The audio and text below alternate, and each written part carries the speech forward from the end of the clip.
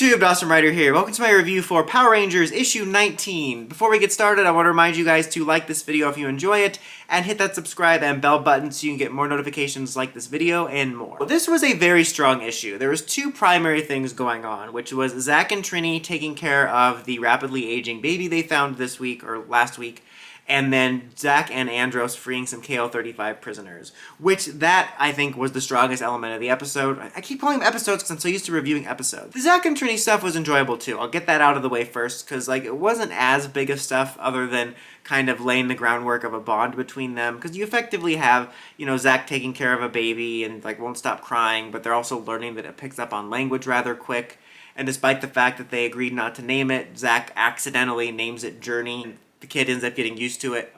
I was surprised after last week, the rapid aging, and pleasantly surprised that it didn't age again this week. I was worried it was going to all of a sudden be an older kid or a teenager. That could still happen. But they basically lay the groundwork of the bond between them, and the kid's oh, well, aren't you my parents? Where are my parents? And well, we're going to find your parents for you. And they kind of just further that bond. But the big stuff in this week was Andros and Jason working together, as we get a little bit of backstory on Andros, which is a more fleshed out version from what we got in the show universe, where he says, Zordon established our Ranger powers. He helped KO-35 create these Ranger powers. We were developing further Ranger systems and powers, and the goal was to sort of use it to make contact with other civilizations. Kind of reminded me a bit of some Starfleet stuff mixed with how Kryptonians used to spread out in the galaxy in ancient history. But anyway, that's nerdy. Anyway, this whole video is nerdy because this is about Power Rangers. It was really nice to get that further fleshed out backstory of that and that connection. It's just something I really love about the comics. And then he talks about how Dark Spectre hired the Beerus people to attack, and it even shows that creature from in space we know was involved in it, a version of it, and just a general flashback about that. And him and Jason and Yale are going to free the prisoners, and we see them sneak in, and Andros actually uses the stealth version of his suit. Now, obviously, in the show universe, we saw him hooded up, and then they recently came out with a Lightning Collection toy of that had the underneath stealth suit. I don't remember us ever seeing the underneath stealth suit in the show. I think it was just he was hooded and then he pulled the hoodie off and he was in the regular Red Ranger.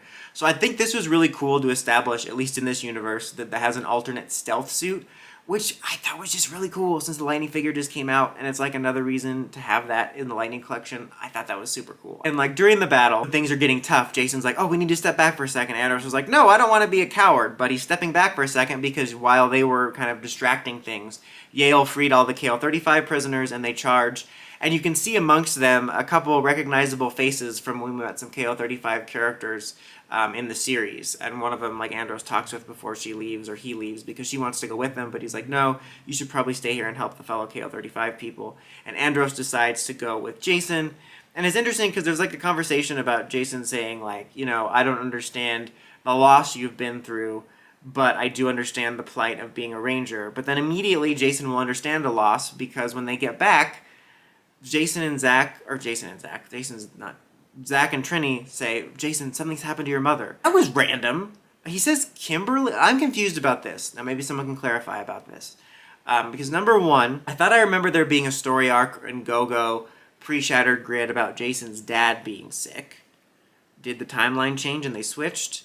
I mean, it's not impossible for something else to happen, but I don't know. That just confused me because I thought it was about Jason's dad, unless I'm misremembering it.